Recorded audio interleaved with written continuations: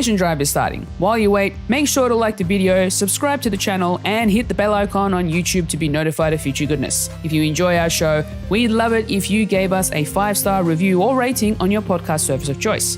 To continue the conversation, join the Carpool Gaming Discord, where you can find a wholesome community to have a chit chat with. For some exclusive content, you can also support us on Patreon. And finally, don't forget to check out the Carpool Gaming website for an awesome range of merch. Links to all that and more are in the show notes, but without further ado, let's get revved up for the PlayStation Drive. Whoa.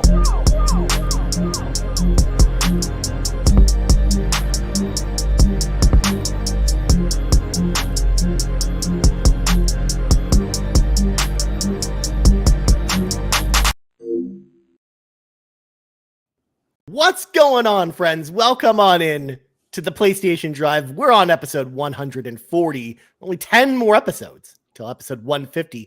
I am one of your hosts. Of course, I am Ryan. I'm joined as always by Fulia, Ron, and Matt. How's everyone going on this good Saturday night? Doing well. Friday afternoon. Excited. I mean, Sunday. Oh my gosh. I'm traveling backwards now. Time travel. Oh, but that's what you think. Do you think you're the only one who can time travel, Fulia? Because we're all jumping ahead of forward an hour tonight. So we're also traveling in time. Of course, we haven't discussed it off air yet, but it's going to make it fun for you because it's going to put you in an hour earlier, essentially. An hour earlier. That's fine. Yeah, that's fine. Yeah, exactly. But that's one of those silly things we do in North America. I'm just like, why are we doing this? Yes. We don't need more sunlight. Yeah. And then it'll happen again for me next month. So it's fine. Yeah. Even better. Isn't that wild? Another hour earlier. Oh my God. Yeah. It's wild. Good God. It's too much. Mm-hmm. Well, anyways, of course, this is the PlayStation Drive. We talk about PlayStation all the time and not about changing the time. So folks at home, we've got, of course, our Patreon, patreon.com/carpoolgaming. So shout out to all of our patrons over there. We don't have any new patrons to shout out this week, but I just wanted to say shout out to all of our patrons because you all rock. And of course, quick reminder, of course, the update to the schedule for the show. Of course, every Tuesday morning, we'll be publishing the show on free feeds, 9 a.m. Eastern time, even with the adjusted time change. And of course, we'll be posting the show early on Patreon on Sundays at 9 a.m. Eastern time as well. Also, you can head on over to carpoolgaming.com, get a cool t-shirt like Fulia is wearing, sporting the Spider Wonder t-shirt, which was one of our limited shirts. And of course, Matt, we're sporting the RPG Cave t-shirt, which you can get right now over at carpoolgaming.com as well. Mm-hmm. So head on over there. But without further ado, let's grab our 8 tracks, pop them in. It's time for the playlist. So what's everyone playing this week? Of course, Ron, I always go to you first. What did you play, man? Finally finished up Ragnarok, got the platinum on it. The whole 102 hours was well spent. To keep it spoiler free, it is a better game than 2018. And that's not a knock to 2018 at all, because that was a fantastic game. But Ragnarok is just bigger, better. I'm looking forward to seeing where it goes. It goes places in there, but it leaves some stuff open. And yeah, really looking forward to see if they're going to do anything. I just hope it's going to be this gen and not next, because I really want to see what they're going to do. But yeah, that was time well spent. Completely glad I spent time on that one. Yeah, that's actually like an interesting question. Like when we expect the next God of War to happen. What if Sony Santa Monica decides they want to work on a new IP or something and then not do the next God of War game right away? Yeah, and they could. I mean, nothing wrong with taking some time off. I mean, new IP is always a good thing. So as long as they come back to it and just don't leave it open, I'll be fine with that. Yeah, because like it kind of reminds me of a similar situation with what happened with Gears of War over on Xbox with Gears 5, where they kind of like left it on this kind of ending, but also it's meant to be a trilogy. But they also wanted to, instead of doing Gears 6 right away, they instead decided to do a new IP that ended up being canceled, and now they're going back to Gears 6 essentially with their next game. So you could see something similar with Santa Monica, but yeah. Well, hopefully without the cancellation part. Yeah, well, yeah, for sure. That's why I think it is going to be interesting to see what happens with them. Yeah, God of War this generation, if they do another one, or if it's a PSX launch game or something, like or another crossover game where it's on PS5 and PS6, because of course that. Oh no, please, no more. Please, you know they're not going to drop the cross-gen strategy. There's people who's just finally getting on PS5, so they learn. More than likely, that's going to be the route they take. Yeah, for sure. All right, Matt, I want you to tell me about this little Final Fantasy VII Rebirth game that you've been playing. That you, of course, talked about in last week's show, but you were very early on. Now you're further in. I hope. A little bit. I'm going to be talking about this game for a long time because I'm about 8 hours in. I play slowly. Like I'm the exact opposite of Kevin Ainsworth. I take a very long time, but I cannot stop thinking about this game. Like it is so much fun. Again, I'm up very early on, but you can already see that it's a true sequel in terms of how they've expanded. So there's the new combat. There's some slight tweaks to the combat system where you can do synergy abilities where you kind of combo up with another partner. And again, I still don't even know fully grasp how to utilize it effectively because I think if you do synergy abilities, it does either staggering or boosts your MP. I have to look into it. In addition to that, the leveling up system has become much better in my opinion. It's less of a grind. So for example, your party members that you're not using, if you stack them with materia, their materia levels up as well. Whereas before you actually had to equip the materia with the people you're using and go into battle to level up.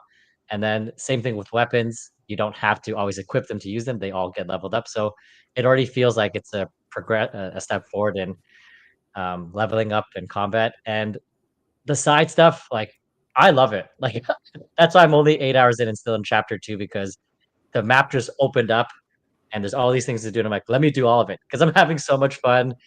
You get to do stuff like opening up towers to open up the map, just like Breath of the Wild and Totkey. You get to do combat systems so that you have to find certain enemies and you have to defeat them a certain way, and also teaches you how to be better at stuff. You get to ride your chocobo and you get to dig up stuff. I know it sounds foolish, but it's all fun. Like I'm enjoying so much. I can't believe how much fun I'm having with all the side stuff, the fetch quests. Like, Julia, if you're gonna make a fetch quest game that's like Final Fantasy VII Rebirth, I'm all in because I love doing all this side stuff. Like, great. Steph, Okay. let me ride my chocobos as Red 13, which is one of the best things the internet has ever seen. Yeah. And let me find a scent, dig up some stuff, and find some gil. Loving this game. Can't stop thinking about it. It's so good. Nice. Well, Riley King, of course, in the chat asked the question, have you mastered the piano yet in Final Fantasy VII Rebirth? Of course, you posted that video of you playing. In my opinion, I learned how to play Happy Birthday in half an hour. So you can tell me if I'm a master of piano or not. Yeah. Ron, did you like the song? It was for you. You still owe me a Dr. Dre Still Dre piano. I'm not going to let you go on that. You still owe me that. I might need more than 30 minutes to learn that one, but it's on the to-do list. Let me see what I can do. I'm just saying. Good God. But no, well, first of all, I love it. I'm glad you're enjoying the game. It sounds awesome. I know Kevin was mentioning like he is taking the exact opposite approach to you, where he's like, yeah, I'm just mainlining the main story and not doing any of the side stuff, which is just weird because there's so much stuff. That's how Kevin plays games, man. It hurts my head. Well, when I first saw that comment, I was like, that's how he usually plays. And some side stuff in RPGs are pretty tedious.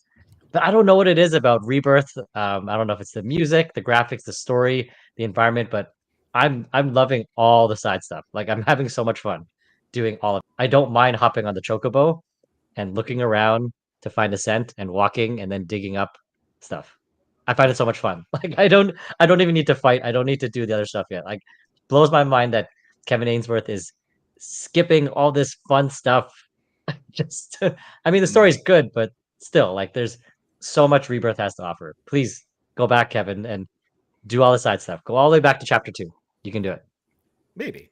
But like He's not going to. when you're later in the game, can you go back to old areas to do like the side quest stuff later? I imagine that it might lock you out, but I mean, when you roll credits, you can always do chapter select. So Okay. Kevin, let's do the platinum together. Come on, we can do it. That platinum actually sounds like it's going to be really tedious. So I don't blame anyone for not going for it. Matt's going for it. Look at all the tedious things he's doing now. He But might he's as well. enjoying He's enjoying it. Wow. I know. Yeah. I mean, as long as you like it, man, then why not go for the platinum? I'm just saying. Yeah, again, you're not like the picture that Cwaggy tried to paint last week, where you're only playing platinums for games that you don't like playing. Like No. you're genuinely enjoying yourself. So of course that's totally cool, man. Can't stop thinking about this game. So good, so good. Nice. Well, I'm sure we'll talk about it in the weeks to come. Maybe I'll play it eventually. We'll see one of these days.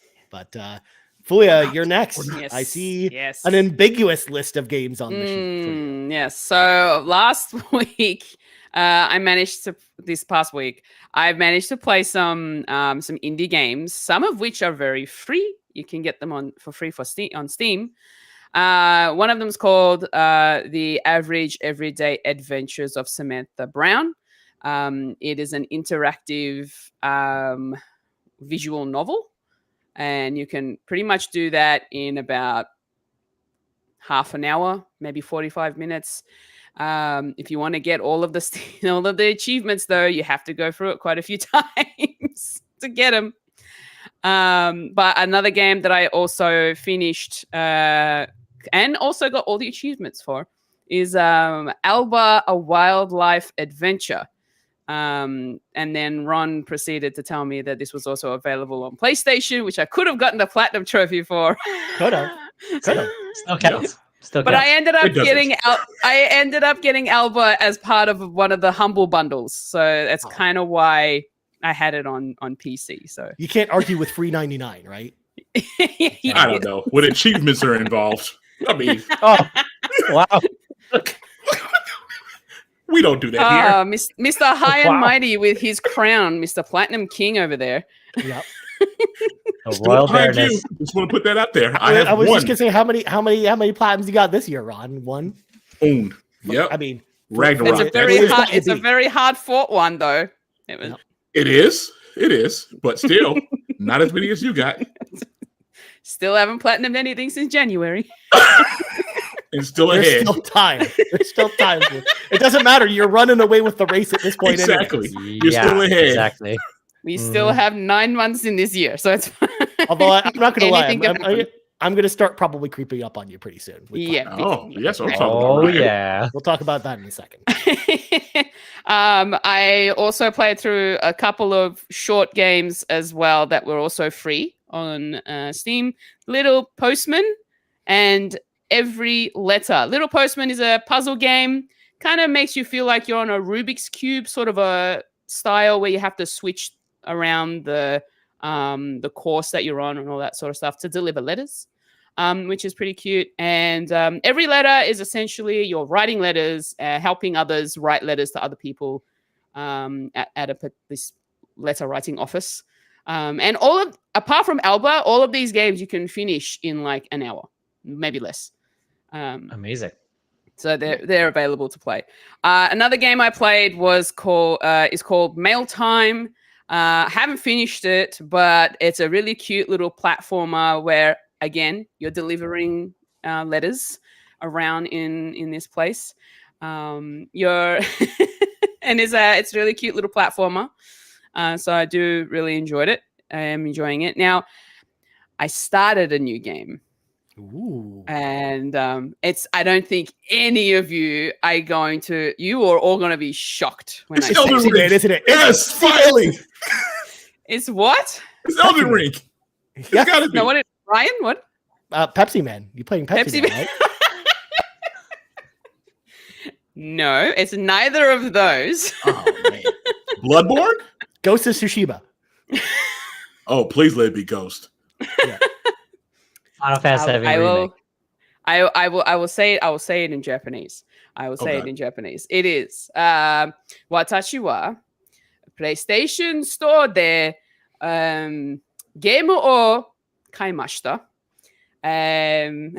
So essentially, translation: I was on the PlayStation Store, and I bought a game. Friends. Yeah. Oh, God, no. Can you imagine? Is that even on the PlayStation Store? Let me just pull it up from this pile of PS2 games. I know. I just kidding. No. Watashi wa Yakuza 0 o Yes! kaimashita. Did not see that coming. I made started that playing Yakuza 0. Oh, yes, that yes. That is a fantastic game. So I Great ended choice. up, I was just How do you scrolling like it? through. I was just scrolling through the JRPG section of the PlayStation store because I'm like, I just want to see what there is. And then I came across the Yakuza series. Some of them were on sale, including Yakuza 0, and they were like $6. I was like, okay, let me see what this is all about. I first of all, I asked Matt Swinsky, who's a massive Yakuza fan, and so I asked his opinion, and he said probably best to just watch a little bit of playthrough first, just to see if you jive with it, if you like it. So I watched the first hour of it, and Matt did tell me that it's very cutscene heavy. It is very cutscene heavy, and he wasn't lying. So after watching the first hour, I'm like, all right, I'm convinced. I'll buy it. The story's cool. The story's great. Yeah, the story's great. Yeah. Started playing it. I'm in the middle of chapter 2 at the moment. I'm liking it. I'm enjoying the story. But there is just so much cutscene that you could literally It's fine. It's essentially a movie. It's fine. It's fine. Unlike Kojima games, the story will actually make sense and you'll enjoy it. It'll be fine. Yeah. Despite how wacky and crazy it can get at times. True. Oh, jeez. In a good way. My hand is so sore from those fights that I have to play through. Yeah. Well, I was gonna say, you saw me probably raise an eyebrow when you said you found this in the RPG section, because definitely the Yakuza series did not become an RPG series until Like a Dragon. Yeah, so it's pretty much a beat 'em up. Yeah, those older games are all beat 'em ups. Yeah, but with great stories. Fun. Yeah, I'm enjoying Yakuza 0, and so with that, I ended up wishlisting the ones that aren't on sale yet, so that I can buy them later. And bought the ones that are on sale right now that were cheap for $6. So play them all. I'll be playing them. Yes. The main thing is you're enjoying them, Fulia. That's the main thing. Like that is the thing. I am enjoying them, and I can't wait to get through all of them. I don't know that I'd platinum them, to be honest. You can do it. You can do it. You can do it. I think if just play through the main story and I'm fine. I'll be happy with that. I have done a few. What are they called? Side stories. They're all good though. Else. Well, most of them are pretty good. Things. Yeah. Side quests essentially, but I've done a few side quests. They're actually interesting. Gets a little creepy at times. Crazy and creepy. Yeah. Yeah. Good way to run into describe some disturbing stuff on those. High school girls and selling clothing. Look, you have to remember Japanese. Yeah, I know. Well, it is also an older game as well. So, yeah, things are quite different. Yeah. So, that's what I've been playing. I'm so proud of you. I'm so proud of you. This is great. Yeah, it's only one step below Elden Ring for the Ron scale as far as things Fulia should play. So there you go. This makes up for I'll let her off the Elden Ring hook because she's playing Yakuza 0. Okay, good. Yeah, I'll let her off the hook. Matt, you're not off the hook, but the koala is. I honestly I didn't want to say anything to anyone because I'm like, this is the reaction I wanted to get. Excellent. Did not see that coming. Nice. I sure did. I sure did. You surprised me. Exactly. Totally worth it. Nice. Well, as for me, played a couple little games this week. Number one, finally finished Persona 3 Reload. I've been talking about this game forever because, again, this is the game I started right before my move, and then, my video game playing got thrown off, but I finally finished it this week. Loved every minute of it. I bawled like a baby at the end when it ended because it goes places. That's a very typical response about the ending. Yeah. I'll find out eventually. I love Persona 3. Like it's one of those things where I've replayed the game multiple times now, and it still gets me every time. So I love that game so much, and I think Reload was like a really great remake of the game. It really brought the game up to modern standards, and I'm so happy we have it. And with the episode I guess stuff that just got announced this week at the Xbox showcase coming in September, like. It feels like this is just going to be the definitive way to play this game going forward, and I couldn't be happier for it. Like I think that they did Atlas did a fantastic job with this. I still haven't done anything because I didn't end up getting the platinum because I was off by my calculations were off by a couple of days as far as getting all the social links. So I basically have to go back in on New Game Plus and do that all again.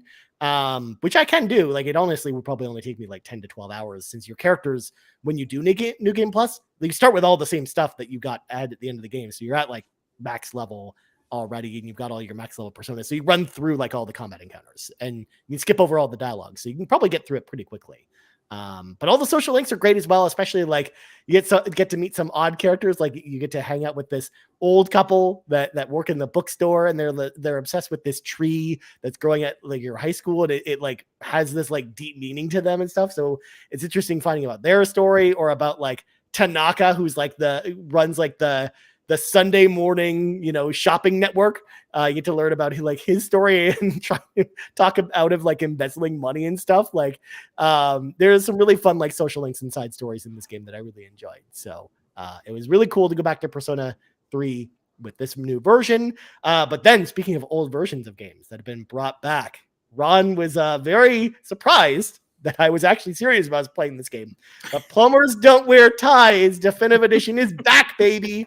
Of course, that's the remake of the 3DO masterpiece, which of course was basically a series of still images with some really bad voiceover over them. And you make choices. It's basically like a visual novel, but you mostly you just watch like a slideshow with voiceovers, essentially, with no text on screen or anything like that. I actually didn't know it was a 3DO game, so that's news to me. I didn't know that. Yeah, that's where it originated, was the 3DO. So, of course, like the title screen looks like it's like MS Paint art, like someone just like scribbled it together, and you've got like scenes with like wacky filters and stuff, and you've got like scenes of this racetrack just randomly in there, like this dude is dreaming about the racetrack, but then there's like cutouts of these pandas driving cars, but like the pandas have like these giant white outlines of them because they clearly didn't cut them correctly. It's just like, it just looks so weird and out of place and wacky, but I love it for all like the goofiness that it had going on with it. But then what I liked about this package was Limited Run actually put this together. And they, first of all, brought back a lot of the cast to do like interviews with them, 20 years later after the game released. But then also there's a bunch of like behind the scenes stuff with, talking about, where the game came from, kind of the history of Plumbers Don't Wear Ties. And I thought like that was really interesting to include here, because I like when you watch a movie and you've got kind of like the special features that you can go watch with like the making of and documentaries and stuff about certain movies. So we don't really get that much in video games, but I loved seeing that here with an old game like this. So it's not just the ability to play this old game, but there's a lot of great, accompanying material that goes along with this package. So even though I got the platinum in about an hour and a half for this game, because it's very short, it was my first platinum of the year, by the way. Finally happened. I finally got a platinum this year. Plumbers Don't Wear Ties. Also, my 40th platinum, because PSN Profiles decided to remind me about that as well. So there you go. And then last game, again, I'm amazed that Ron didn't freak out about this one. Suicide Squad killed the Justice League. I played that this week too. I tried to forget about that one.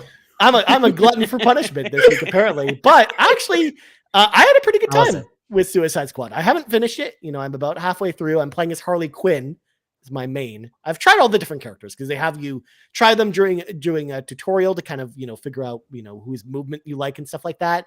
And then I've switched to other characters throughout the story. I like Captain Boomerang as well. King Shark, and Deadshot, I just haven't really enjoyed playing as them. But Harley Quinn is kind of my main. And I love the fact that we have a video game where you can play as Harley Quinn. Which I think is super cool because I think she's like a really great character. But the combat in the game is just very forgettable because you're mostly just killing, very similar looking enemies, because Brainiac's kind of taking over Metropolis and he's, taking over the Suicide Squad. And the fights with the Justice League are really interesting and cool. But the fights with just the normal enemies are kind of boring because it is going for like the live service, kind of model. And a lot of the encounters just aren't really super interesting outside of that. But you know what? I'm having fun with the minute to minute gameplay. I really like the movement tech in this game, especially with Harley Quinn, because you got a little drone that flies around. You could have like a grappling hook that you can attach to it to kind of swing around. Like you're swinging around like Spider-Man, but then you're also like, you can use it to, fly up walls. Like she almost feels like playing like Batman, but with guns in a lot of ways, because she early on in the game, you find out she grabs a bunch of Batman's tech. So a lot of her, abilities that you upgrade with her are just Batman ability. So it almost feels like, the type of tools you'd have in an Arkham game, but you're playing as Harley Quinn instead of Batman. So either way, I'm having fun with it. And I'm obviously it's not going to continue because, of course, as y'all have seen on the document, Unicorn Overlord is not on this list because I knew I was hanging out with my mom today and I didn't really have time yesterday to play it. So I'm like, I was waiting until Sunday, my one day to do, whatever I wanted to play Unicorn Overlord. So expect that's going to probably take over things starting next week. So excellent. Because I can't wait. I can't wait to play Unicorn Overlord and go back to it. So if you reviewed very well, by the way, 88 on OpenCritic. So, yeah. So there you go. That's all the games that I played this week. But until now, we got to hop into our topic of the week. Topic of the week. By the way, I've totally forgotten how the show works, so excuse me for fumbling that intro there. Of course, the PS2 turns 24 this week, which is very exciting. Of course, the PS2, really rad console, came out in the early 2000s, and it kind of killed one of my favorite consoles ever, the Dreamcast. But we're going to talk about the PS2, some of our favorite memories. But I want to know first off, when did we get into the PS2? Like when did people pick up their PS2? Because I know for me, I actually waited to pick up my PS2. I didn't get it at launch or anything like that. In fact, I got this after my other two consoles that generation because I actually got my GameCube first because I bought it basically when Metroid Prime came out. And then I got my original Xbox when Knights of the Old Republic came out in 2003. And then I got the PS2 Slim, I think the same year, later that year. So that's when I finally picked up my PS2. So I was kind of a late bloomer to the PS2, but where does everyone else fit into this? Starting with Ron. I got the launch one, but to tell you the truth, I cannot remember what in the world I actually got with it at launch, which means that there must not have been any impressive launch games for was it. Was it Fantavision? Was it as the original SSX or? Yep, that started to sound like the reason why I can't remember anything. I think I hit my PS2 and it just sat there for a little while. Yeah, that's the way it started to sound. Yeah, because there was a couple good sports games, like NHL was there at launch, as well as some other games. But so if you were really into sports games, there were some good choices. But you're right. You've got the original Time Splitters, Unreal Tournament are probably some of the highlights. But a lot of them are either sports games or Fantavision. Or PS2 didn't get too much play until I want to say maybe when Grand Theft Auto 3 and Final Fantasy X rolled around is when I really started to play. It was mostly the GameCube that was kind of just on quite a bit until those games came out for the PS2, and then that's when the momentum kind of changed for me. Yeah, for sure. I remember that kind of was the turning point where we started to see a lot of PS2 games coming out because we were still at the time the PS2 was out. We were still seeing a lot of PS1 and N64 games out. It was very similar to the start of this generation in a lot of ways because the PS2 came out way earlier, a year earlier than GameCube or Xbox did. Mm-hmm. So it just made sense as to why there'd still be a lot of cross-gen stuff at that time. But what about y'all? Starting with Matt, when did you get a PS2? I never got a PS2. What? Kick him off the show. Get him out of here. I have a good story.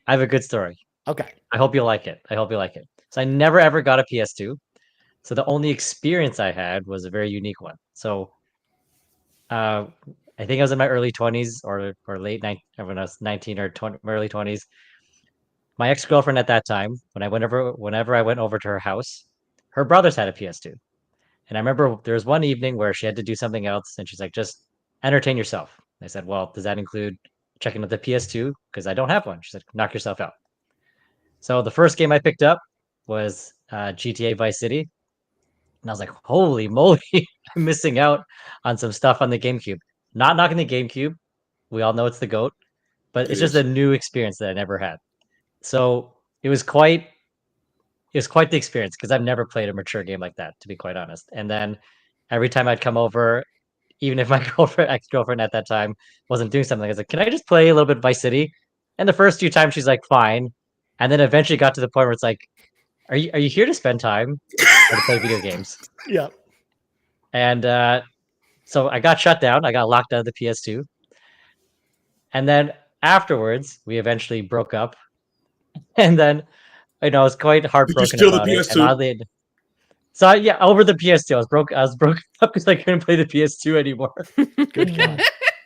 No, I was broken up. I was a little heartbroken at that time. And my friend, he said, play some more video games to help you get over, this thing. And I said, I don't have any more games for my GameCube. Like I ran out of money. And he's like, well, let's just do a little trade.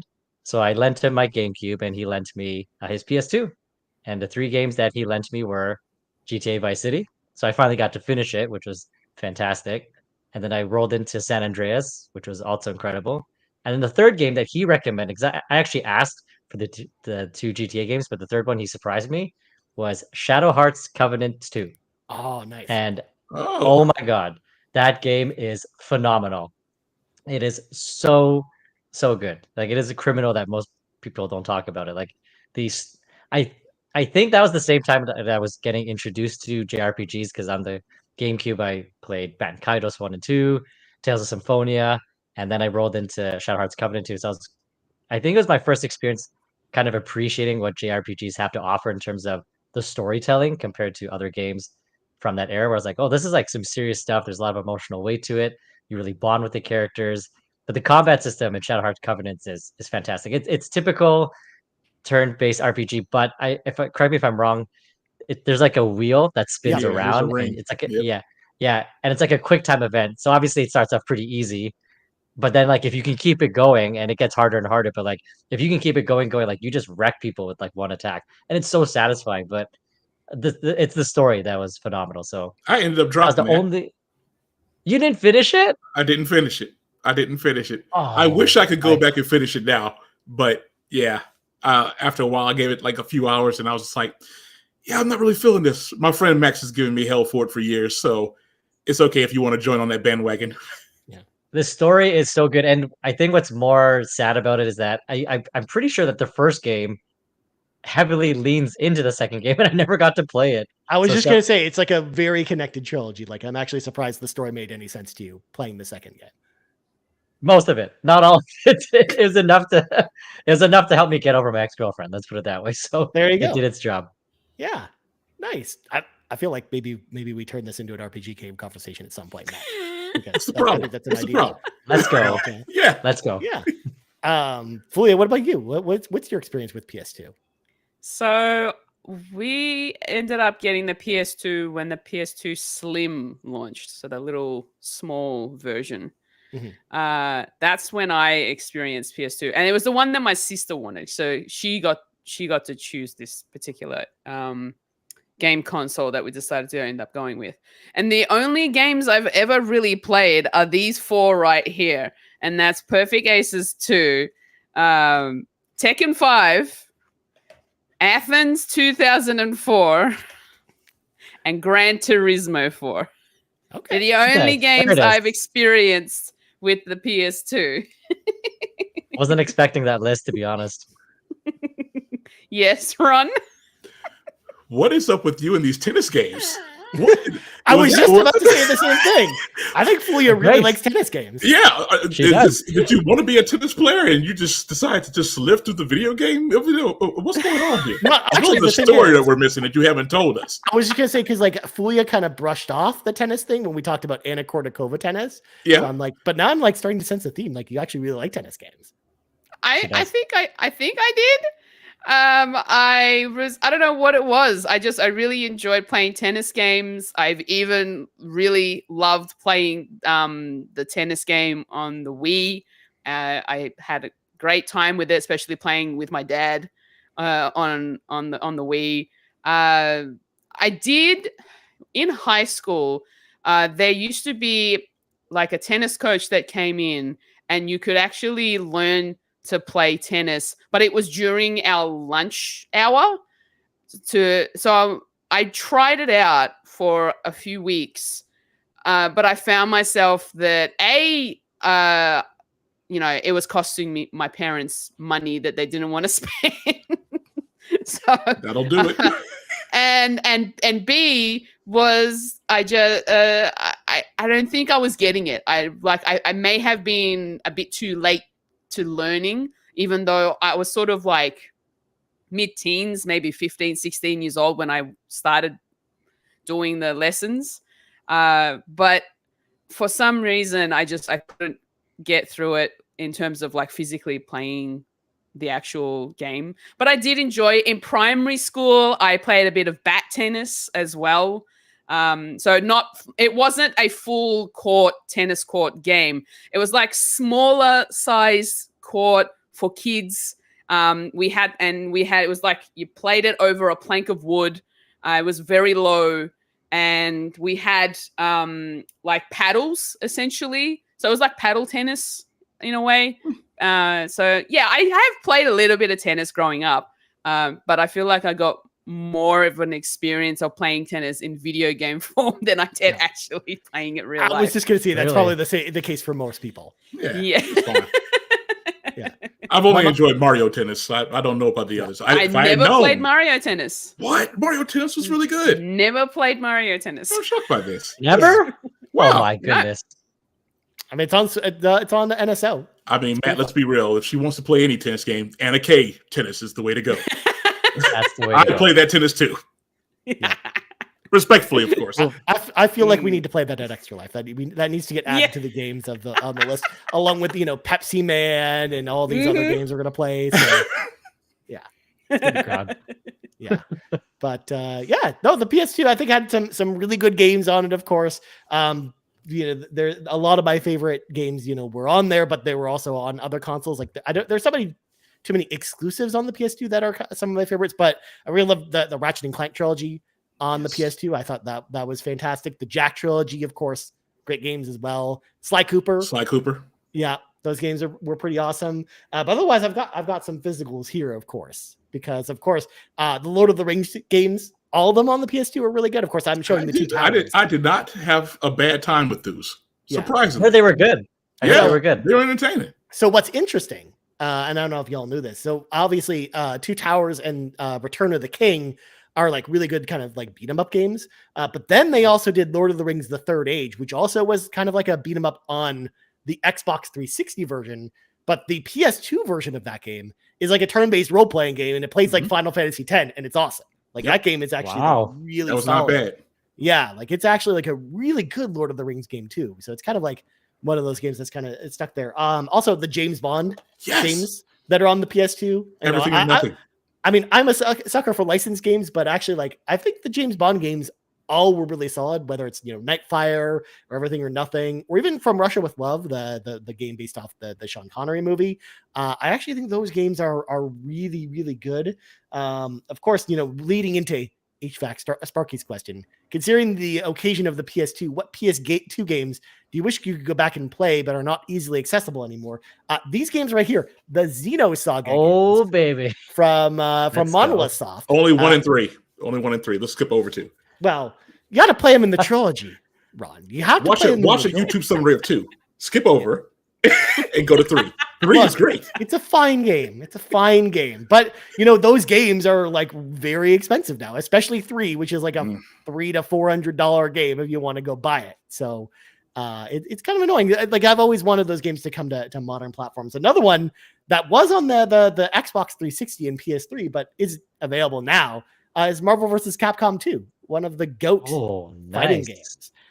This PS2 version is really awesome, especially if you've got a fight stick for it. Like I love playing that on the PS2. Another RPG that I discovered last year is Valkyrie Profile 2 Lilith, which is like a really good turn-based role-playing game from the same company that did Star Ocean, but the Valkyrie Profile games are really good, and I'm kind of sad they just haven't come back. And of course, the last game, the GOAT, the PS2 library, y'all. Get ready for this one. Britney's Dance Beat on the PS2. The rhythm game you play along with Britney Spears games. Why do you have this? Why wouldn't I have this? Why wouldn't I own a copy? A complete in-box copy. Oh my God. I didn't even know this thing existed. Look, it's a game with Britney Spears, and in fact, I'll even do this so we can you got Britney Spears here. She's like dancing along to the beat, and you're like trying to be like a dance person in the world of Britney Spears. So yeah, see, Jan 32 is there. Hit me, baby, one more time. That's there. No, Jan, please don't do this. Yeah. Please, God, no. There you go. Like those are some of the games I wish were more accessible. You know, Britney's Dance Speed on PS5. I don't get the platinum for that. That'd be so fun. Lord. We can do it. Yeah. What about y'all? I know, I know Fulia and Matt, you probably had very limited experience with PS2 games. So I'll go to Ron on this one. What are some PS2 games that like you wish were more accessible? A lot of the ones that you named, especially when it comes to Ratchet and Clank and the Sly Cooper games. I mean, I have my old consoles, but I don't want to dig those out to play those games. It's just I don't really know why Sony has not found a way to kind of just remaster those and bring those back out. I mean, they have a fan base, and they did them on the PS3. Yeah, that makes sense. But like, I wish they would bring them forward from the PS3 from there. So nice. Yeah, PS2. I really wish I had access to Dragon Guard on the PS2 because that's we're going really far back. No, don't shake your head, Rod. Don't shake your head, Rod. Because I love Nier Automata, and if you go back, it's Nier Replicant, and then if you go further back, it's Dragon Guard 3, which I do have on the PS3. I just haven't played it yet. I heard Dragon Guard 2 is like what Ron says. You should skip over it because it's not very good. They're all cheeks. Dragon Guard 1. They're all cheeks. No. It's just Dragon Guard 2 because Yoko Taro didn't make it. And then we go further back. It's Dragon Guard 1, which is the very first game that I believe is part of the Nier Automata Replicant Dragon Guard or lore. So that one I really want to get. Now I know I could buy a PS2 for really cheap, but I think a copy of Dragon Guard 1 is overpriced at this point. So yeah, I don't know. I really want to try them because I just don't know how much is it? $3? $4? No, Ron. Oh, okay. I wish it was $3 because I would have gladly bought it and started playing. So that's one game that I really. Well, you said overpriced. You confused me. I thought it was only like $4. No, you're looking $3 too much. You're looking at a couple $100 for that one. That's $99 way over what it's worth. Oh boy. No, it's because it's because all these Yoko Taro fans, after they played the Nier games, they all went back and bought up all the copies of that is the part of the Dragon problem. Guard, and now they're very expensive. So I'm too late. I was too slow. Yeah. We got some good suggestions in the chat here. So we got Tycal2399 who says Rogue Galaxy. That's a cool RPG. It kind of tried to be like Star Wars a little bit. But what's interesting about this one, I think this one is actually on PlayStation. Yeah, that's on PlayStation Store, I think. Yeah, because it was one of the 20 PS2 games they actually did bring over. So that one's there. But one that's definitely not brought over. 50-cent Bulletproof from Riley King. Oh man, I forgot about that. Yeah. Wow. Is it a good game? I've never played it. People who played it said it was actually okay. I would maybe say that one is okay, but borderline bad. The one that's actually really good, Blood in the Sand, is Blood in the Sand. That game is so wacky and goofy, but also so fun and enjoyable to play. Like that game is really good. Like I love Blood in the Sand. I think it's a great game. In fact, there's a reason why it commands stupid prices for the Xbox 360 version of that game because it's actually backwards compatible with Series X, but only if you have the disc. What? Only if you have the disc. They don't sell it digitally. So people just bought them. It now goes for like $200. So okay, yeah, wow, that works. But then we can't get certain other games. Yeah, like Alpha Protocol. No, what the hell, Ron? We are never getting Alpha Protocol again. They're not even going to let you buy it on Steam again at this point. So, and Riley brings up a good point. Blood in the Sand online servers are still open, so you can go back and play them online if you've got the disc. Holy moly! How is that? Who's the publisher for this game? How is this happening? I mean, to be fair, a lot of Xbox 360 games are like that. Like all the old Call of Duty servers are all still up. You can still go on and play Call of Duty 2 online if you want to. A lot of the Ubisoft games are like that too. In fact, we did this for a test. So when on Xbox Drive, we did a series called the Roundabout, which was our Xbox 360 series. I went back and tested the online for all the games that I did on the show, and most of them still worked. Like Assassin's Creed Brotherhood was still working at the time. Like I got into a multiplayer match and played some of it in the year like 2021. Like someone was playing. Someone was actually playing online. I might have to sit there and try to finish up some few trophies for Black Flag then, so I can get the platinum on that. I got in a full group of like 10 people playing that game. Holy moly! Yeah, it was so cool. Right. Yeah.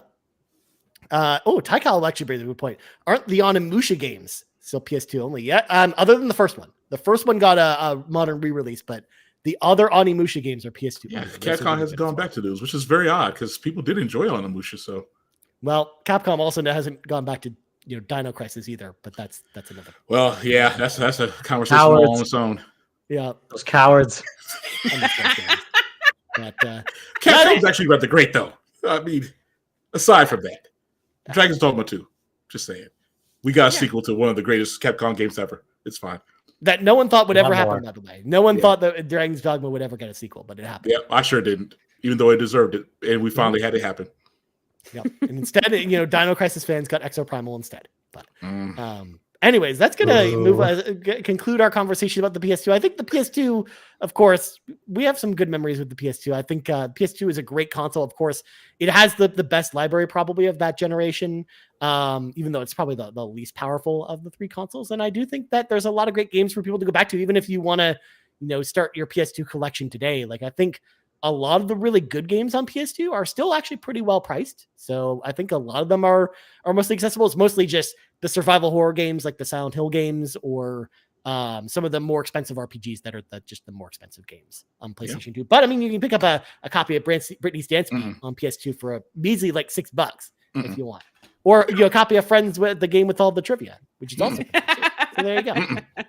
You can also get a copy of Resident Evil 4 for $10-15. Yeah, the GameCube version was better. You can't play it anywhere else, or can you? Well, I mean, you've got this, but Ron, that has the Separate Ways content in it. That's better. Just makes it better right Ada there. Wong. Yeah. Ada Wong, Ron. Come on. Yeah, Ada Wong's not in the GameCube. I love Ada, but Respectfully, of course. But no, the GameCube version is better. I gotta put that out there. Yeah. Oh, Young 32 brings up a good point. Bring Britney's Dead Speak to Extra Life, Ryan. Yes. I'm going to add that to the list. So right now we have the list: Anna Kournikova Tennis, Pepsi Man, Britney's Dance Beat. What do we got next? What are we bringing to Extra Life beyond that? Who knows? Friends. A tour of bad games. What is going on here? What is this? This is welcome to playing games with me, Ron. Welcome to hell. Welcome to hell is what you're telling me. Oh, I could bring my PS5. We could play some Plumbers Didn't Wear Ties. We could play through the whole game. It'd be great. Of course we can. Yeah. Get that platinum. Exactly. All right, let's let some of our friends in the car with us. It's time for the carpool. We're going to start with Delroy, who asks, what is your favorite PlayStation hardware, stylistically or aesthetically, and what do you love about it? For me, it's the PS1 with the attached screen. It took the classic PS1 design, shrunk it, and added the long gone Sony design flair. It's an all-timer. Actually, Delroy, you stole my answer because that's actually my favorite design, like for the PlayStation consoles. Like, I love just how minimal the PS1 design is of the Slim. Like, I think it's really cool. I like the PS2 Slim as well. But there's something special about that PS1 Slim that I just really, really enjoy as far as the consoles go. But Fulia, what do you think? What's your favorite stylistically, like, wise, your favorite PlayStation console? I'm gonna say my PS3 Slim is my favorite PlayStation console. Stole my answer. Nice. But more specifically, because I don't know if I've still got them. I don't think I do. I may have traded them in, but the PlayStation Move peripherals were fun to use when playing certain games, like especially like like some of the arcade. There were some arcade games that you could use them with. The dance games, mostly for the dancing games. I would say tennis game. No tennis game. No. No. There were Sports Champions which had tennis in it. Okay, I never played that one. Shame. It even got a sequel in Sports Champions 2. It was one of the launch games for the Move. Yeah. I never played Shame on you, Koala. Wow. And you're supposed to be the tennis player. I'm not a tennis player. Not on that. In game form, you are. Yeah. Look at that. RPG Queen, Platinum Queen, Tennis Queen. And now the Tennis Queen. Yep. Yeah. Now the Tennis Queen. I mean, if you're hanging out with Anna Kay, please let me and Matt know. Just saying. Respectfully, With the of course. controllers. Well, actually, it's Matt and I. Really? That's what we're doing? Anyways, Anyways, but Yes. they were. Yeah, I think that was the PS3 and the PlayStation Move peripherals were kind of my favorite of the time. Yeah. Nice. Mm. So obviously, Ron, she stole your answer. So also fat PS3. Yeah, the PS3 Slim and the OG PS2, I'm kind of torn on. It's between both of those. The PS3 Slim looked really great, but I like the OG PS2. I mean, it looked like a mini amp, but it was something cool about it. I liked it. Nice. What about you, Matt? I'm really for you to surprise me and say the PS5 instead. Oh gosh, no, that thing is horrendous. We don't do that here. No, I'm with Tico 2399, the big boy PS3. That is the most beautiful console I've ever seen, aka the OG, the George Foreman grill. I think it looks stunning. I love the glossy box. shine on it. Yeah. Love it. And it's exactly what Tico 2339 says. Yeah, I was just gonna say, I love this expensive. quote. It just screamed, "This is expensive and important," because it did. It It is was expensive, no doubt. large and in charge. Yeah. And in fact, I already owned 2 PS3 Slims because I'm hoarding, but I still went out of my way to buy a third PS3, the big boy, because I love how it looks. And it lasted like a month and it died, and I was very upset. Oh, Yeah.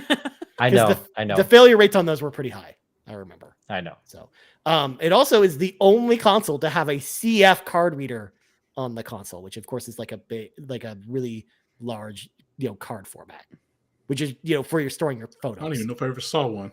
Well, because Ron, I don't know if you knew this, but the PS3 has printer support. So because they wanted you to have it as an alternative to using your computer for a lot of your stuff. So you could it had a bunch of card readers on the front for like your SD cards and stuff. So you could get your photos or your movies onto your PS3, and then you could print out your photos right from your PS3. Yeah, I just use mine to play games. What have I been doing with my PS3 this whole time? Yeah, the cell processor went to waste for me. I just played games. Yep. It didn't run my It's a toaster, my shame. refrigerator, or the house security. Yeah. Well, yeah, as soon as they found out that people were not using those features at all, they immediately gutted them for the Slim, essentially. And also what was cool with the Fat Model too, it had a PS1 and a PS2 built into it. You got the backwards compatible one, so you could Yeah, rip I out did your enjoy copy of Britney's Dance Beat on PS2 on your PS3. Correct. You know? That's why we want it. That's why I want it. Exactly to play that game. Yeah. Oh man, yeah. Tigal points out it took compact flash, USB, Sony Pro and Pro Duo cards, as well as SD cards. All the cards. All the cards. Yeah. The Unstoppable. Pro Duo cards, by the way, were the same cards for the PSP as well, and they were awful. They were so overpriced and stupid. But, anyways, moving on. Black Wyver has got 2 questions for us. So, firstly, happy International Women's Day. 2 questions for the F4. Who are your top 3 female characters in gaming? So that's a pretty big question right there. For me, I had to think about this one a little bit because there are actually a lot of female characters that I love in games. I mean, for me, the GOAT is Samus from Metroid. Of course, I'm a big Metroid fan, and Samus doesn't do a lot of talking. And that's okay with me because I just really like her as a character. I just think she's a total badass and I love it. But I also love Tifa from Final Fantasy VII, which I know Matt will appreciate. Not for the reasons that everyone usually quotes, but I just really like her character and her story and everything else. Like Respectfully, Ron. Respectfully. Respectfully, of course. I mean, Yeah. she's a badass and a good-looking woman. Respectfully. Yeah. So I liked her a lot. And then the third one I'm going to throw in here is Femshep from Mass Effect. Is probably my third favorite female character. Even though you're in control of her, though, for a lot of the experience, I love her own dialogue that she gets, and I really just like her as a character. So got to throw Femshep in here. But Matt, what about you? What are your 3 favorite female characters in games? I think it's because of recency bias, but Tifa Lockhart definitely is up there for sure. Respectfully, of course. But honestly, she's been my main in FF7 Remake and in Rebirth. Like I always start off with her. It's so satisfying, staggering enemies with her furious punches and kicks. So, and she's not only a badass, but she's got a soft side to her. So who doesn't love Tifa Lockhart? And then this was a very tough question because there are so many female characters in video games that I love and adore. So to pick only 3 was really hard. So it was a toss up between Jill Valentine and Claire Redfield, and this was really, really hard. If I had to pick between Jill from Resident Evil 3 and Resident Evil 1, Resident Evil 5, and Claire, who's in Resident Evil 2, and Veronica, I did have to go with Jill just because I think she has the better dialogue and lines. Like, they're more memorable. They're both badass. They both kick ass, but I think Jill, I mean, Jill sandwiches, like, how can you say no to that? You want stars? I'll give you stars. So badass, like perfect level of cheese, not ham and cheese, but good cheese where it's so good. So Jill was definitely my second choice. And then third one was a bit of a toss up, but I think I might have to go with Kaine from Near Replicant. She has quite the story arc in the new version of the game. She really comes to her own, especially by the end of it. And again, another badass female character, kicking ass and taking names. But again, there's quite a soft side to her, but quite the story arc that I won't ruin. But those were my top three. I have honorable mentions, but then I feel like I'm going to cheat and then people are going to get mad at me. So I'll stop right there. Nice. What about you, Fulia? Who are your favorite female characters? I just wanted to kind of, it's hard to kind of think about because there were not a lot of games that I've played where females were like very prominent in the games that I've played. So the ones that I decided on were mostly from the last like few years that I've played. Anna Kournikova. I was just gonna say Anna Kournikova. Gotta be. This is fine. Respectfully, of course. Gotta be. Come on. There's no way. You sure you don't want to pick Britney Spears from Britney's Dance Key? I'd rather pick Britney Spears, but no. Over Anna Kay? Shame. Wow. I actually kind of agree with Fulia on this one. Oh my God. Continue. So my number 3, I'm gonna go with from a game that I recently finished playing through, and that's Polly/Harmony from Harmony: The Fall of Reverie. She's an activist. She loves to help people, and the fact that she really cares about her family and her community and all that sort of stuff, and just the way that things are going in her life and all that sort of stuff. So Polly is definitely up there for me. Alex from Life is Strange True Colors is my number 2. Just because of the fact that it's like the story itself was really amazing. And I really enjoyed the different like choices that we had to make. And just the power that she had was also very fascinating for me. So I really enjoyed playing through as Alex in Life is Strange. My number 1 though is Stella from Spiritfarer, because she's a spirit guide. She's very humble and very cozy, and good answer. She's just there for the good vibes, and she's there to give everybody hugs before they leave the world, and it's just really wholesome. Nice. Yeah. Ron, what about you, man? No particular order, because like Matt said, choosing 3 is really hard. I mean, it was hard. It was really hard. Yeah. Jessie Faden from Control has got to be on there. I thought she was great in Control.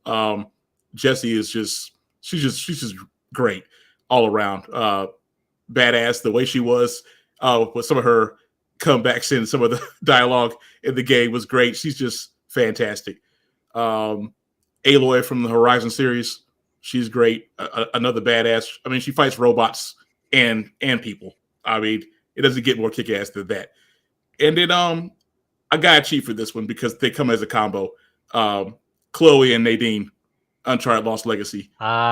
They are great together. Chloe was great by herself, but when her and Nadine, they just worked so great together. And I hated Nadine, so I really didn't expect. Really? I hated her in the last game, but when Lost Legacy made me a fan, her and Chloe together was just fantastic. So they come as a combo deal. So yeah, that's my top 3/4. Nice. It's a crime that we don't have another game with those two. It is a Naughty crime. Dog, man. Like, I don't know. Like, hurry up. Yeah, what a waste of opportunity. But they were working on a live service game that ended up getting canceled instead. Well, they also were making games that were only 2 years old, so that's another thing. It's fine. But I'm going to go to some of our chat entries for this because Jan32 says, is no one going to say Ellie? I might be dead. I considered Ellie for no my one list, wants her here. but Next question. No, I think Ellie for me just kind of misses the cut a little bit. Like she's like it probably in the top 10 female characters for me, but she's not like a top 3, I think. And then Tikal, of course, just after my own heart here. If it's not playable, then Merle Webb from Final Fantasy 14, leader of the Pirate Nation, and she has dual pistoled called Death Penalty and Annihilator. Of course, she's like one of the 3 faction leaders in Final Fantasy 14. And of course, I thought you didn't like pirates, right? Yeah, but I like Final Fantasy 14, and I don't care. So there's an exception. Cancels his I was about to say Tikal has made himself a fan. Yep. He put Final Fantasy 14 on. I mean, you had to, also in that game, Ron, you get to murder a lot of pirates too. So, I find that oddly satisfying. That's no wonder why you're enjoying so much. In fact, the very first dungeon in the game, the quest to go there is called It's Probably Pirates. And when you go to the dungeon, it's just a dungeon full of pirates and you just murder them all. It's great. Oh boy. Yeah. So on the nose. Exactly. You know what you're getting into with that. Turns out it was in fact pirates. Oh, don't worry, Tikal. Ryan has to. Yeah. Exactly. I love Final Fantasy 14. It's great. Well, you'll hear about me talk about that more, I'm sure, in the coming weeks. In fact, Bowser and Fee were really this close to getting me to reinstalling Final Fantasy 14 when I said I was putting it down for Unicorn Overlord and taking a break from it. So, yeah, we were so close, but so far. Black Wyver's second question, though. What are your thoughts / concerns / incitement levels for the upcoming Wonder Woman game? Do you think we'll get an update soon? Have a good one. So, of course, for folks that don't know, the new Wonder Woman game is being developed by Monolith, not Monolith Soft, but Monolith, the company who developed the Shadow of War and Shadow of Mordor games, as well as Fear back in the day. But we keep hearing rumblings, and this hasn't been confirmed by WB yet, but we keep hearing rumblings that this is actually going to be a live service game like Suicide Squad, which makes me less excited for it because this game sounded awesome because I really like their games. Like I like Shadow of Mordor and Shadow of War and Fear. I think those games are awesome. And with having Wonder Woman with the Nemesis system in there, that's such a cool idea. But if it's a live service gear grinding game, I'm just it just instantly kills my excitement for this one. It's very disappointing, especially Shadow of Mordor is such a satisfying game. It is so good if you haven't played it. It's one of the best games. Again, it's got that Arkham style combat system with the Nemesis system all rolled into one. Yeah, man.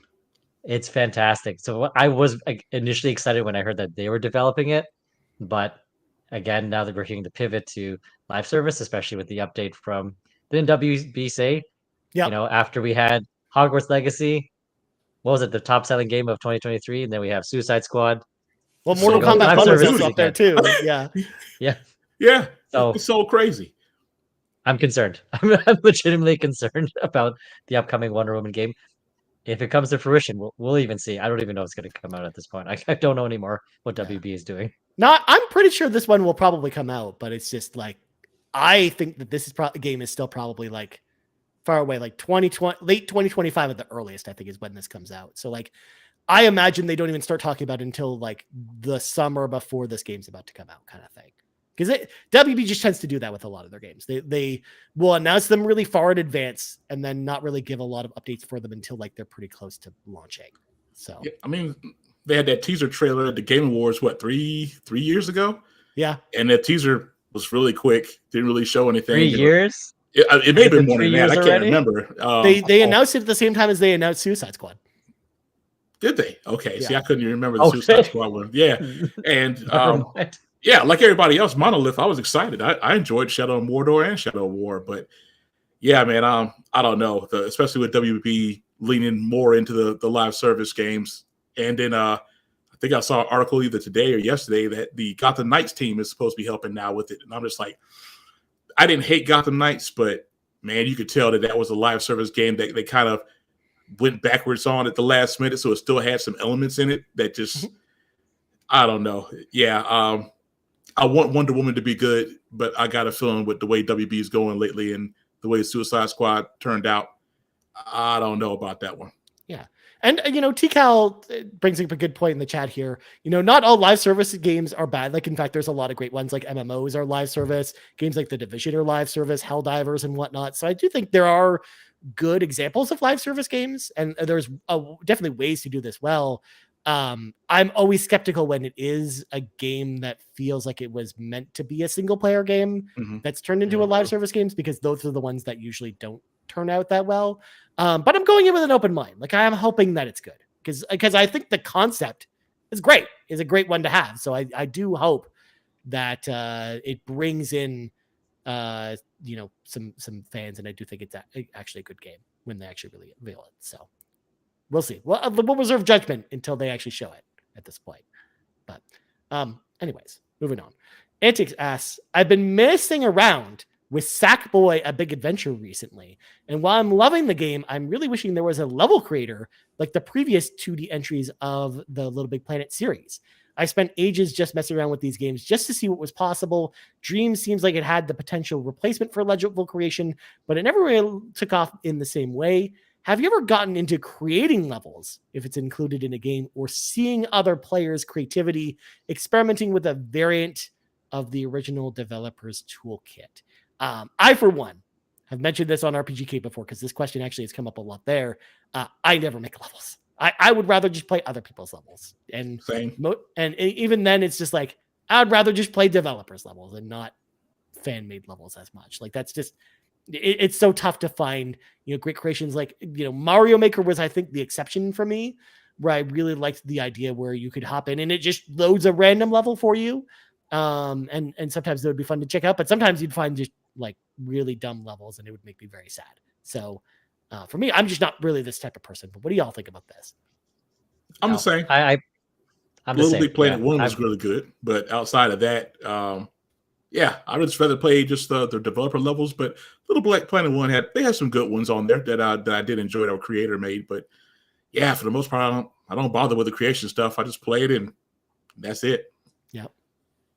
I don't have a creative bone in my body. I would just end up replicating stuff. Like if I played Dreams, I would just be like, well, how do I make the Raccoon City Police Department? And just try to remake it. That's what I would do. But that's what so many people do, though. They recreate their favorite levels from other video games. Like when Halo Infinite Forge came out, everyone was so excited about it, so they could remake levels from GoldenEye in Halo, as an example. Like that was the thing that people did with it the most. But Fulia, you're the most creative person here, so I want to know from you: do you like making levels? No, creative queen. She has secret levels on Dreams. She doesn't tell anybody. I have not played Dreams, so there's that. No, I think the only creative levels, like the creator levels that I've actually kind of dabbled in, I suppose, was the Excite Bike one. That one actually was, you can actually create the tracks for Excite Bike, and I actually really enjoyed doing that. So I think I played a lot of Excite Bike just so that I could make my own tracks. Which Excite Bike? NES one? I think so, yeah. Okay. Yeah. Because I know like Excite Bike 64 also had a track editor. But what was funny about Excite Bike, Fulia, I don't know if you remember this, but the NES version of Excite Bike had the level creator in it, but you couldn't save your levels because there was no battery pack on it. But the reason it was there is actually a save function in it is because the Famicom version of Excite Bike, there was support for saving levels, so you could actually have like a whole bunch of saved levels if you had like the right version of the game. But like we in North America kind of got shafted with like the version. I think we did in Australia as well. Yeah. Well, any territory outside of Japan would have had the same version. Which just makes me very sad, because that would have been so cool to have a bunch of levels. Because like it was definitely good fun. I really enjoyed it. Because even though I wasn't really into building levels, like my friends like to build levels, and you couldn't save them. So that's the sad part about it. Like I felt like I made some really cool levels, but unfortunately I never be able to remember how I did them. So but the one other one that I will mention, yes, Ron. So are you going to tell us that you're working on a Koala Creations game where you're actually going to make a whole bunch of Excite Bike levels? This sounds a lot funner than the Fest question. Yep. No. I tried. Just get Chewy. This was a mistake. Yeah, the other game that I dabbled in was Super Mario Maker on the Wii U. Yeah. And I did try to make my own levels here and there, but most of the time I was just playing other, other player made ones, and some of them were like really hard. Where you'd have to go through a specific way. Some of them were like a maze. Some of them had multiple different like stacked enemies, and it just got a little chaotic sometimes. So I didn't play it as much as what I did with the Excite Bike one, but it was still fun to see how creative people were with actually making Mario levels. And the fact that you could switch between the different iterations, sort of like visually, the looks you could change between, that was actually really cool as well. I really enjoyed that. But yeah, mostly Excite Bike was my fun time in creating levels. My only disappointment with Mario Maker was just there was too many Rube Goldberg machine levels where like the level would just play itself, and I'd be like, cool, well, I guess I'm just watching the game play itself now. That's great. It's fun. It's so much fun. But moving on, we got Kiku who asks, we all know Ron has skipped work for a game release, but have any of y'all neglected anything else for your gaming addiction? Spending too much time gaming and not enough time with your partner, skip buying food for the week just so you could buy a new game, etc. I'm not just these, by the way, except I'm not. Skipped buying food for the week so you can buy a new game, etc. I've definitely chosen games over food more times than I can count, and I occasionally neglect my husband if I'm too busy with a game. So, I mean, maybe, I don't know. I'm the type of person that I would devote like a large portion of my free time to gaming. So I usually don't run into this. I mean, I also don't have a partner or anything else. So I don't have anything else to kind of, contend with here. But, it's one of those things where I've always, when I've always dated someone, it's always been the type of conversation where you have a conversation with the person and you say, hey, like, this is really important to me. Just so you know, I'm going to be spending some time doing this. And usually they're just like, yeah, okay. As usual. And then that's how you know you're with the right person. So, yeah, like that for me, that's never really been a problem. So to me, I've never really ignored anything else, I think, for games. But I want to know what y'all think. Of course, starting with the man of the hour, Ron, who of course skips work for games. What else do you skip for games? First of all, I need to put it out there. I don't skip work for games. Just reading the question. As in plural. Reading the question verbatim, Ron. Just in case my employer sees this. I am actually legit out sick when I'm sick. This is fair. But the only time I can remember where I actually kind of like zoned out so much where I kind of just like forgot everything was the first time I played Valkyria Chronicles. At first I didn't want to even buy the game, but my friend Max bought it for me. He was like, you're going to play this because this game is great. I was like, all right, fine. I started playing that game and I just completely lost track of time. It wasn't until my friend Curtis sent me a message on PSN and he was like, you're still playing this? And he put still in capital letters. And I'm just like, what's he talking about? And I looked at it and I was like, Jesus Christ, it's been 11 hours. Yeah. I forgot to eat. I just blanked out. Yeah. But it was such a great game. It really blew me away. And I guess I just got so into it that I just forgot everything. I mean, that was crazy. But that's the only moment I think where I've just like lost track of time and everything. But that's it though. Nothing else. So like you said, if you have a partner, you discuss with them like, hey, I love video games. There's going to be times I'm going to want to play something, but like you said, you have that conversation first and then you're good from there. Yeah. No, you're really only ever in trouble when you're just ignoring them and then you don't have the conversation, right? Like that's usually what happens. Well, what about you, Matt? Was there a time like this for you, Ben? I don't think so, to be quite honest. Like neglecting food, like no, there's no way I'm gonna ignore my hunger to play a video game. Like I can pause and I can like inhale something really quickly. So no, I haven't ignored hunger, to be quite honest. In terms of neglecting my wife, like I don't need to do a PowerPoint for this one. I can just usually just give her a heads up and say like, yeah, this game's coming out on Friday or Thursday, so not hanging out this night. She knows. But if there's anything I've like neglected, I'd say sleep. Like there's been more than a few times where it's a work evening and it's like 1 or 2 a.m., which is pretty good. bad.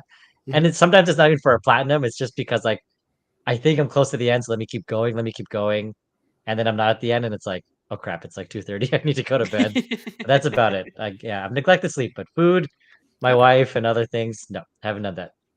Ron from the press pool. Question.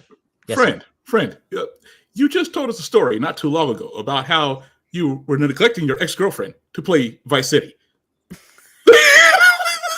Well, I mean, it's Vice City on the PS2. I think I made the right choice. I think he also already explained the story. I don't think. Oh no! We already knew that. I mean, for those who are just joining us, they may have missed that part.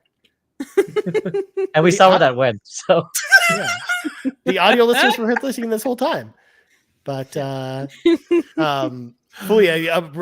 Matt's story about losing some sleep over the game just reminded me of the time you told us about your first experience with Unicorn Overlord and how you played until like 2:30 in the morning, and you're like, oh yeah, I guess I need to sleep at some point. Which is fine.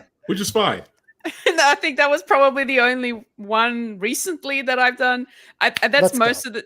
That was just a demo too. The only say for me, I'm kind of similar with Matt. I will play in the evening most of the time when I do have a chunk of time to sink in some gaming. And when I do, if it's a game that I'm really invested in, then I tend to not realize how much time has passed. And so I usually play after dinner time, so I have eaten. But most of the time for me, it's more when I feel thirsty.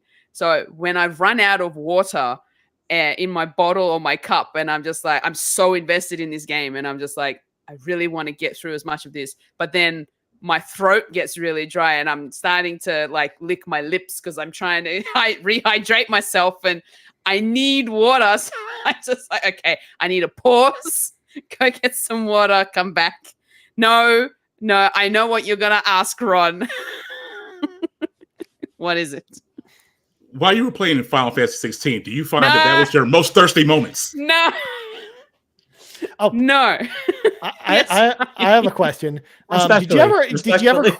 Did you ever quench that thirst with a nice Pepsi? Why, yes, Ron. There you go. See? There you go.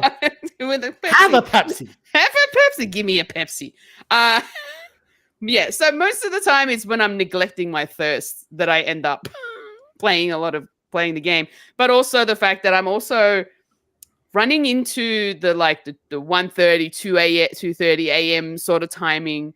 That's the reason that, and then I'm like, oh crap, I gotta wake up early to go to work, so I need to go to bed. Yeah, it's generally the only time. Hasn't happened very often, to be honest, because I'm always checking the time. But yeah, that's happened quite a little bit. Nice. All right, next up we got Cwaggy, who says, so the Switch Pro controller drives me crazy because they swap the A and B and X and Y compared to the Xbox controller. Otherwise, it's identical to that controller. And PlayStation has those weirdly placed joysticks. Can't we all agree Xbox has the best controller and Sony and Microsoft should align their configuration the same? I actually do like the shape buttons instead of the letters, though. Thoughts? No, Quaggy, you're wrong. The DualSense is the best. We don't agree on the Xbox being the best. It's the Pro controller. It's the Pro controller. The Switch. No, the Switch Pro controller is not the best controller. What the heck are you talking about? Stop this! It's so comfortable. The PS5 DualSense, it's too chunky. Like it's massive and it's so heavy. Oh no, Oh, he's very Pro comfortable. control all the way. Maybe it's because you have. It holds a lot more charge. And more charge. Thank you. Yeah. Thank you, Stop it. That's why you have a Sega controller and a charger. Stop this. No. We're gonna stop this. I was just going to say in the whole time. Stop this. No, Ron and I know DualSense is the best controller. It just is. Quaggy's my guy, but he's on a spaceship for this one. Yeah. The Xbox controller, come on, with this weird placed joysticks. And the right bumper, God forbid. Give me R1 and L1 any day of the week. Get out of here with that. Can't you believe he did that? I love him though, but that was a bad question. But I don't know. I actually like the thumbsticks, like not horizontal. I like them down here. Like I like the DualSense just fine. I think it's a great controller. Yeah. Yeah. Xbox does have the fancy controllers though. Like they do like a lot more special edition controllers. The colors, you can design labs. Like that's We pretty just nice. got the It's design kind of labs what for I wish Fallout. that PlayStation would do. Yeah, I do wish they would sit there PlayStation and do needs a to do lot that. more, like, special editions and limited edition controllers. That would be nice. But aside as like the layout for them, no, thank you. Or God forbid, a design labs for PlayStation. I think would be so cool. Yeah, that would be great. Yeah. Yeah. Or just give me a Final Fantasy VII Rebirth DualSense. Give it to me. What? Well, put I don't know. FIFA Would right on it the be front, would it be as good as the respectfully. Final Fantasy 16 DualSense? Matt, do you remember that? No. What does that look like? I kind Oh, of yeah. wanted it. I That did feel look like cool. it could be Yeah. get for 2 seconds.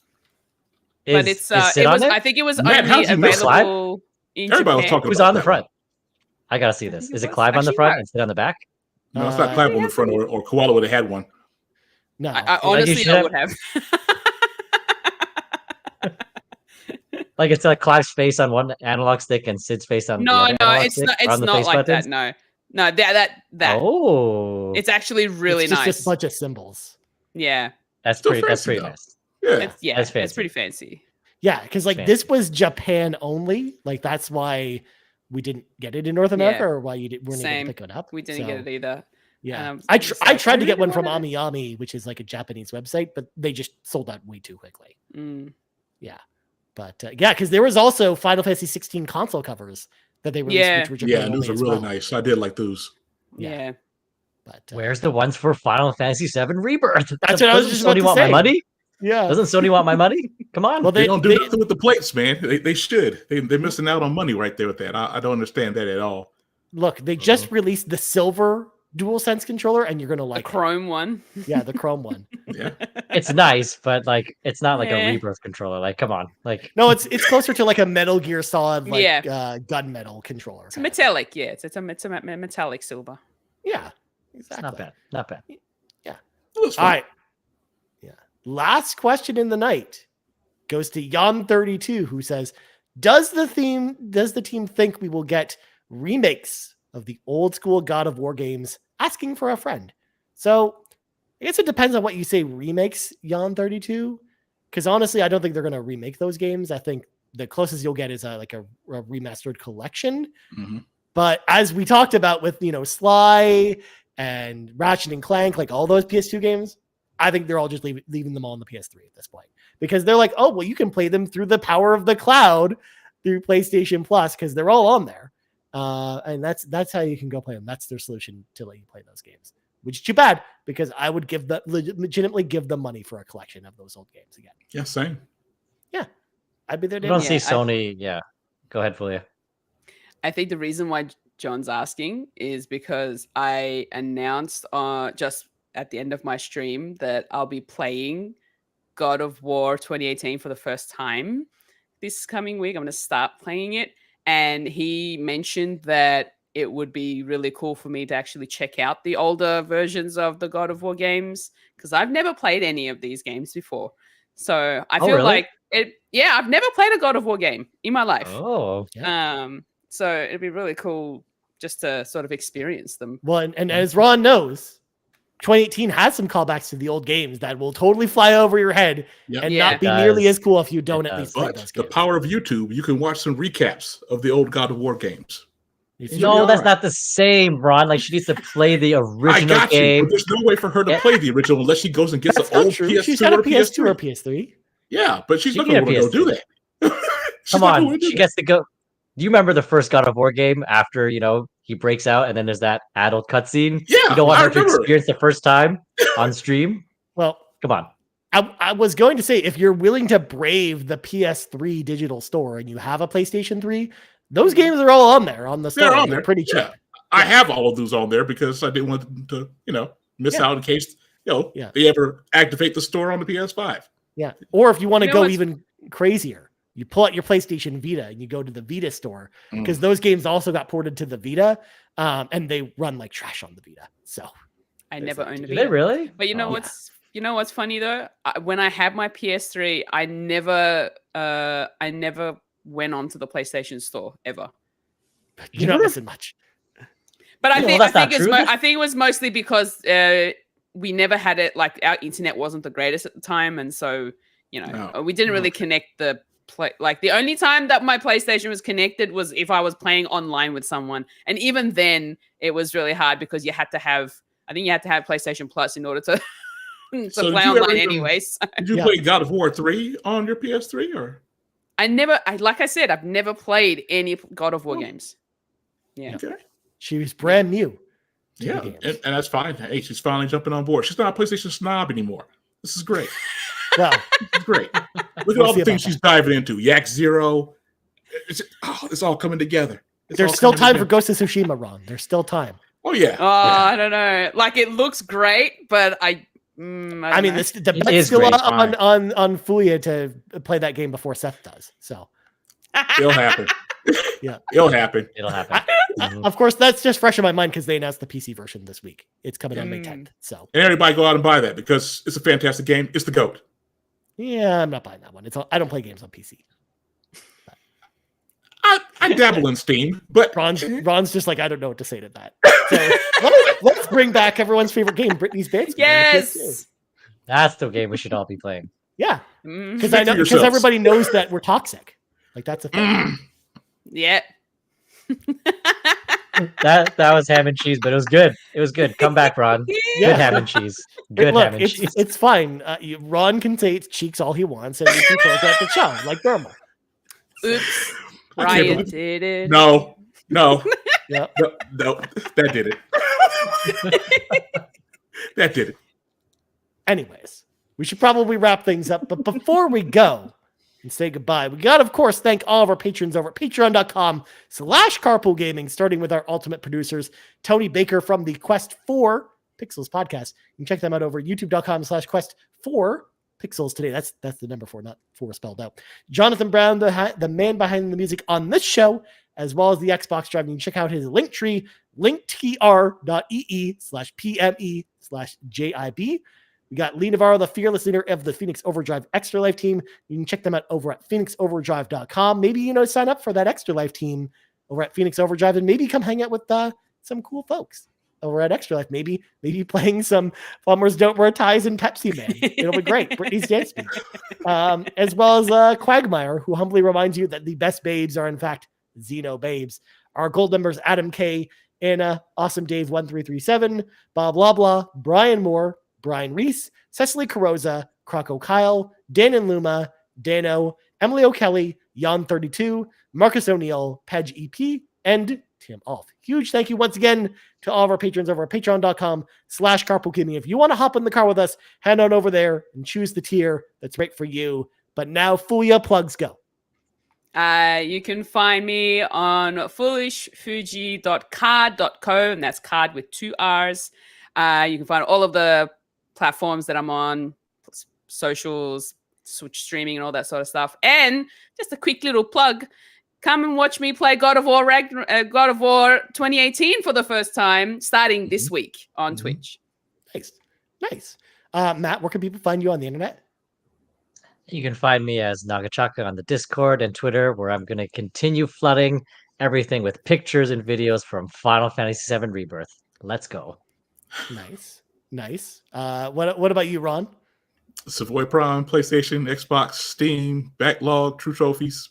In the Discord also, Savoy_Prime on Twitter. Nice.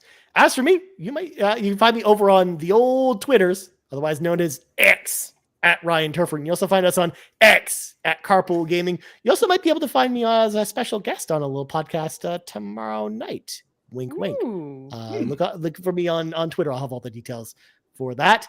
And then last but not least, of course, you can find us on podcast services around the globe. So for Ron, Fuya, and Matt, I'm Ryan. This has been the PlayStation Drive, episode 140, and we're out. Good night, everybody. Adios. Thanks for checking out this week's episode of the PlayStation Drive. Now, before you drive off, please make sure to like and subscribe on YouTube and follow us at Carpool Gaming on socials. Don't forget to check out our awesome merch on carpoolgaming.com, and you can also support the show on Patreon at patreon.com/carpoolgaming, where you'll unlock all kinds of exclusive content. Links to everything are in the description.